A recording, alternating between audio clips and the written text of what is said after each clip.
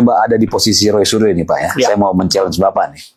Artinya kalau Roy Suryo CS bilang kami tidak akan datang karena ini kriminalisasi. Ya kan? Kriminalisasi. Sedangkan dari Bapak menyatakan bahwa itu bukan kriminalisasi. Nah, masyarakat ini kan melihatnya bukan penjelasan pasal-pasal, Pak. Masyarakat tuh nggak akan bisa dibebani dengan pasal ini, pasal itu. Pokoknya mereka melihat, oh Roy Suryo dikriminalisasi. Oh polisi melakukan kriminalisasi. Oh karena ini Pak Jokowi. Kan begitu, Pak nih. Ya kan?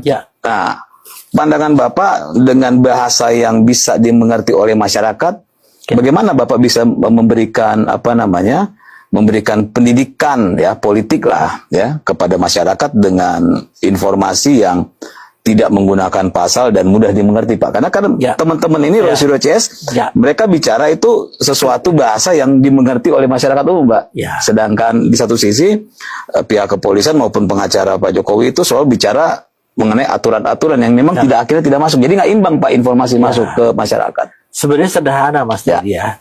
Yang pertama, orang paham dulu kriminalisasi itu apa sih?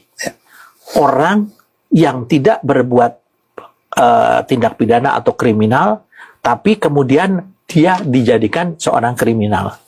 Yang bisa menentukan orang itu kriminal atau enggak siapa sih? Saya coba menguatkan lagi nih Pak. Artinya kebenaran versus pembenaran. Pak Jokowi saat ini tidak bisa mengklaim bahwa dia adalah pemilik kebenaran. Tidak bisa. Nggak bisa. Ya. Pak Jokowi menyerahkan kepada institusi hukum, proses hukum, dan Pak Jokowi juga tidak bisa mengatakan bahwa dia benar. Kalau dalam pengadilan mengatakan ijazah itu adalah ijazah palsu. Yang paling bertanggung jawab siapa Mas Teddy? UGM. Pak Jokowi yang mengeluarkan ijazahnya. UGM-nya. Nah, kenapa UGM mengatakan ijazah itu asli? Asli. Nah, kenapa kok kita yang megang ijazah dibilang kita memalsukan? Di mana logikanya? Ini kan kita berpikir secara logika. Pak Jokowi posisinya mencari kebenaran dan beliau tidak bisa mengklaim bahwa dia paling benar. Menunggu kebenaran. Menunggu kebenaran. Menunggu kebenaran.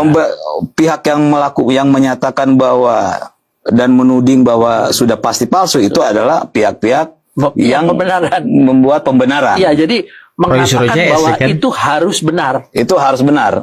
Memaksakan bahwa itu harus benar. Berarti itu adalah pihak pembenaran. Nah, itu kan kalau saya bilang itu dia membuat satu pengadilan ilusi yang ilusi. Pengadilan ilusi, ya kan? Seolah-olah dia tuh sudah memutuskan itu palsu. Iya. S3-nya di Yamaguchi, saya pastikan palsu. Karena saya sendiri yang mengkonfirmasi ke Yamaguchi. Ijazah itu tidak pernah dikeluarkan oleh Yamaguchi. Terbukti juga dari penelusuran rekan seperti Mas Roni. Sama sekali tidak dikenal. Rismon, akhirnya terbongkar juga toh.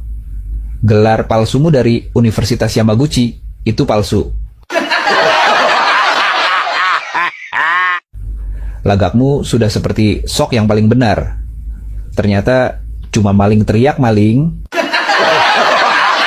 Maling teriak maling, ya kan? Lihat muka sama kelakuanmu tuh sinkron banget. Muka udah mirip maling yang lagi nyamar jadi dosen, ternyata kelakuannya juga maling beneran. Maling ijazah. Nyamar jadi dosen, ya kan? Dan yang paling ngakak, kau ngaku-ngaku ahli digital forensik. Bro, kau itu bukan ahli digital forensik. Tapi ahli pemalsu ijazah. Wow, ngeri kali. Jadi dosen aja dipecat. Kasian, karirmu luntang-lantung. Akhirnya apa? Jadi pelacur politik.